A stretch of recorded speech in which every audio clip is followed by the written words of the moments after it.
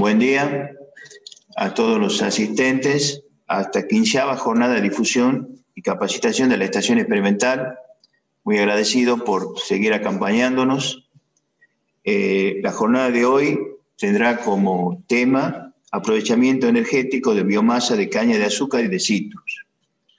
Primeramente quiero agradecer a las secciones de Ingeniería, Comunicaciones, Informática, a la empresa Bruque, que nos sigue acompañando desde mayo del año pasado, que empezamos estas jornadas de difusión y capacitación virtual, y a los auspiciantes que nos permiten poder continuar con estos ciclos. Ellos son Zafra, Yara, Vivero Quebrada de Lules, Vivero Citrus, Sirgenta, Sumitomo, Speed Agro, Rotam, Ribulis, Proagro, PM Agro, Nutriterra, La Asturiana, Fitoquímica, FGF Trapani, Citromax, Campo Limpio, BWA Bayer, BAS, Atanor, Ando, Agros, Agrocid y Adama. Bueno, ya refiriéndonos a la temática de hoy, el tema inicial que vamos a ver, como dice el título, son los residuos de las actividades principales de Tucumán. Por ejemplo, el caso del RAC, que es el residuo agrícola que queda después de la cosecha.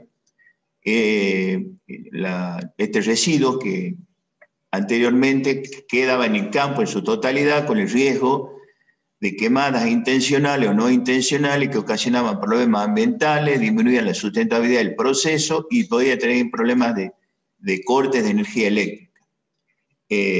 Eso se ha ido cambiando por un montón de motivos, ya motivos legales para prohibir la quema, empresas y organismos que están mostrando la importancia que tiene el valor energético este RAC, como es la estación experimental, que desde el año 2015 ya empezó a tratarlo al tema, a caracterizarlo al RAC, y bueno, queremos mostrarle que tiene un potencial energético muy, muy bueno y no tiene ningún sentido desaprovecharlo, contaminando al medio ambiente y sí aprovecharlo energéticamente, lo cual aumenta la sustentabilidad del proceso agroindustrial en su globalidad. Como decimos, el RAC tiene un gran potencial energético, tiene algunas desventajas, como es una baja densidad, tiene dispersión geográfica para su recolección, lo que hay que hacer un estudio para ver cuándo conviene, y tiene un alto tenor de impureza. Tucumán dispone un potencial de más de 2 millones de toneladas de RAC al 15% de materia seca y aprovechable o disponible aproximadamente 1 millón, que depende de las condiciones del año y un montón de cosas, de los suelos, que después se va a explayar muy bien el ingeniero Casin al respecto. Como decía, la estación empezó a trabajar en este tema, en algún momento se hizo un estudio a la empresa Plupetro el año atrás para hacer una planta que iba a quemar RAC y producir energía eléctrica solamente RAC. Finalmente, lamentablemente no se pudo concretar ese proyecto.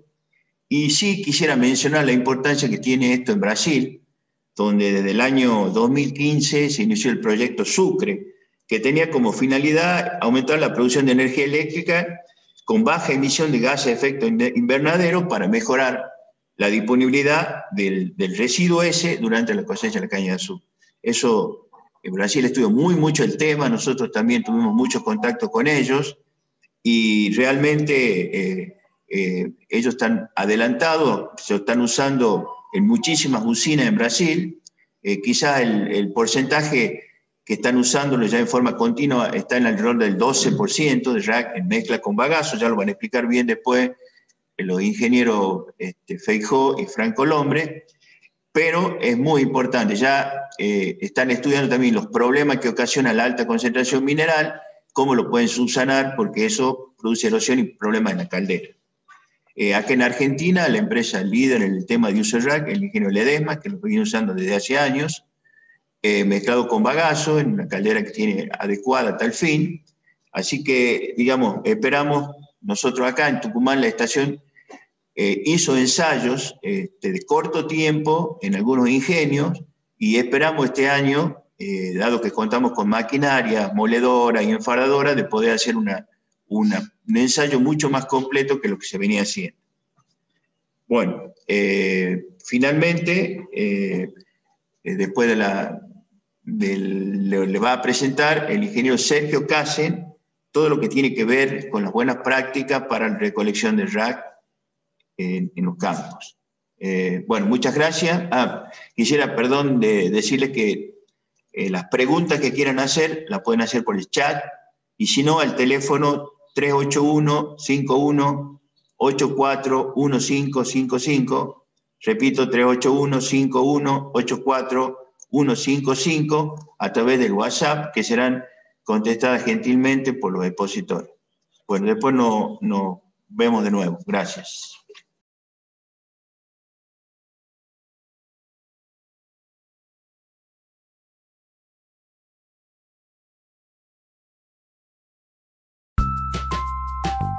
Todo comienza aquí. En Vivero Citrus sembramos, trasplantamos, injertamos, rustificamos y entregamos plantas que producirán una excelente cosecha. Vivero Citrus, el vivero limonero más grande del mundo, récord Guinness mundial. El origen de una plantación exitosa.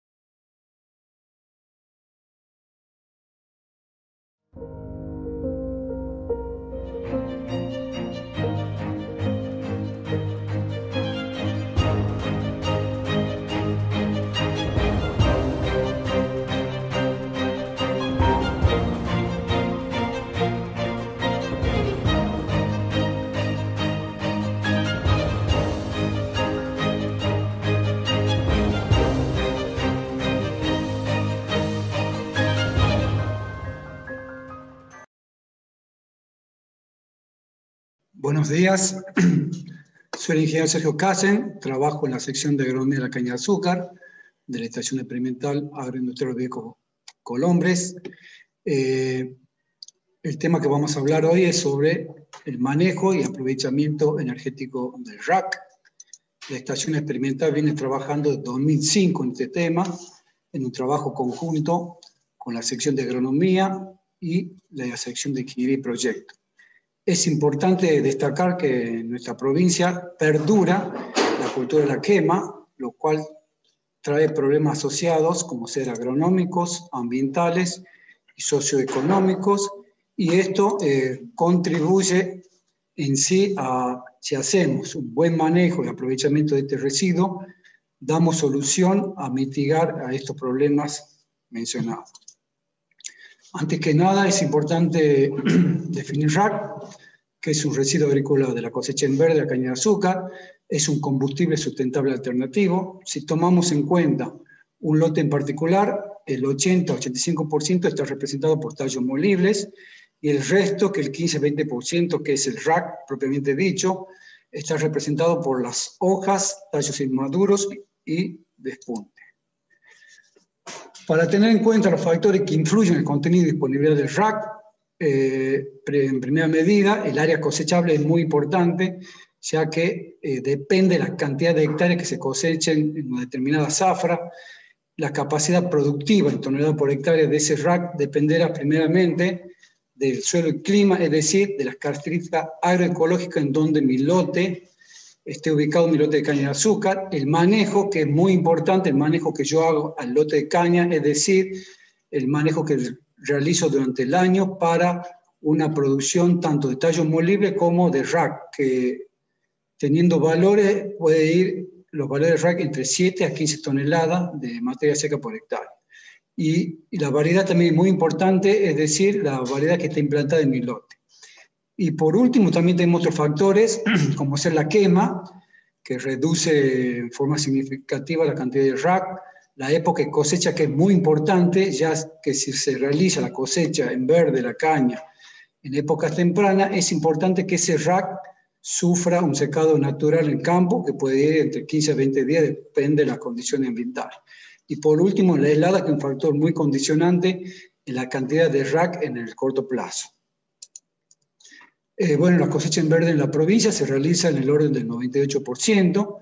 Este RAC, una vez obtenido, se puede seguir diferentes caminos, como puede ser quemado, se pueden obtener beneficios agronómicos en nuestro lote, o bien darle un plus, que es un aprovechamiento energético a este residuo que queda después de la cosecha en verde. La región agroecológica es importante tener en cuenta las características en donde se encuentran los lotes de caña. En Tucumán, el sector cañero se encuentra en 3 zonas bien definidas. Así tenemos la llanura chaco-pampeana, que representa el 23% del área cañera. Hay que tener en cuenta que las limitantes de este caso son las precipitaciones, por lo tanto, es adecuado levantar solamente el 30% de ese RAC y el resto dejarlo como cobertura para venir de beneficios de conservación de humedad, control de malezas y control de algunas plagas. La región del Pedemonte, que ocupa el 20% del sector cañero, en donde en este caso la limitante es la erosión hídrica. En este caso también es recomendable levantar el 30% de ese RAC y dejar el resto como cobertura para conservación de nuestro suelo. Y la llanura deprimida, que es una de las más importantes debido a que representa el 57% del sector cañero. En la llanura deprimida tenemos como limitante napas freáticas estacionales, lo cual confiere a los suelos exceso de humedad y suelo frío, lo que puede producir un problema de brotación. En este caso es recomendable levantar más del 70% de ese RAC. Entonces, conociendo las características agroecológicas de donde se encuentra mi lote, es importante para saber cuál es la cantidad de RAC adecuado que puedo recolectar. Entonces, bueno, Tucumán cuenta, para saber algunas características, cuenta con 15 ingenios en la provincia. En el año 2020 se fueron a cosecha 276.880 hectáreas. El rendimiento fue entre 55 y 65 toneladas por hectárea. La cosecha mecánica, entonces, en el orden de los 98%. La plantación mecánica, estamos en el orden del 28%. Productores, en la provincia se encuentran 6.000, de los cuales 4.000 son menores a 50 hectáreas. El riego en la provincia es el 90% secano, y las variedades más implantadas son LCP 85384, TUC 9510 y TUC CP 7742. Para tener un valor energético de lo que es el RAC, podemos decir que 4 toneladas de RAC equivalen aproximadamente a 1 tonelada de petróleo, 1 tonelada de RAC equivale casi a 2 barriles de petróleo, y 1 hectárea de caña puede producir energéticamente entre 15 a 30 barriles de petróleo. Entonces, la caña molida en el 2020, la superficie, como dije antes, fue de 276.880 hectáreas, se molieron cerca de 15.700.000 toneladas. Si no se hubiese producido la quema en la provincia, Tucumán hubiese contado con 2.355.000 toneladas de RAC seco, que eso, si tenemos en cuenta la eficiencia de máquinas recolectoras, Tucumán hubiese tenido 1.300.000 toneladas de RAC recolectables, que eso equivalen a 300.000 toneladas de petróleo. Para entrar un poquito en lo que es la etapa, digamos, en campo, lo primero la cosecha en verde, luego la cosecha en verde, queda el RAC en el campo, y la etapa que se realiza luego es hilerado, para luego entrar una vez en el enfardado propiamente dicho. Una vez confeccionado esos fardos, entramos en la etapa de carga y transporte, y por último el estivado de esos fardos.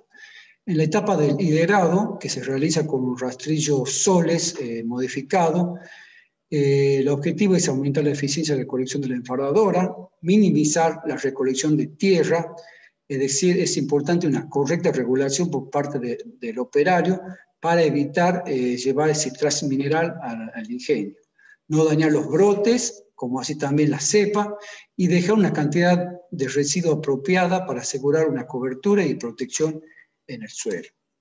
En la etapa del enfardado es importante recolectar de manera eficiente ese residuo, lograr tiempos operativos adecuados, es decir, hacer un buen uso de esa máquina, uso correcto de las máquinas, ya que hacer potenciar esa tecnología que estamos usando y evitar el pisoteo de cepas para evitar así caída de producciones al año siguiente.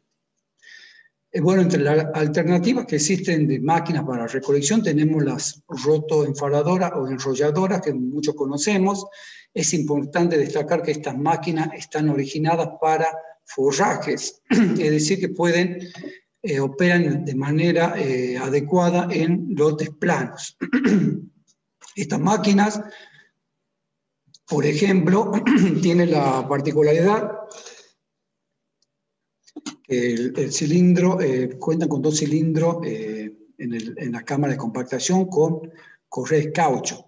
Es importante para el operario que opere de manera adecuada, ya que al introducirlo en un campo de caña, los surcos generan un desbalanceo si comenzamos a pisar los surcos, por lo tanto se comienza a experimentar muchas roturas en este tipo de máquinas y por lo cual se traduce en tiempo de parada y por lo tanto tiempos operativos ineficientes. Estas máquinas por lo general están confeccionadas para lotes de menores de 50 hectáreas en caña.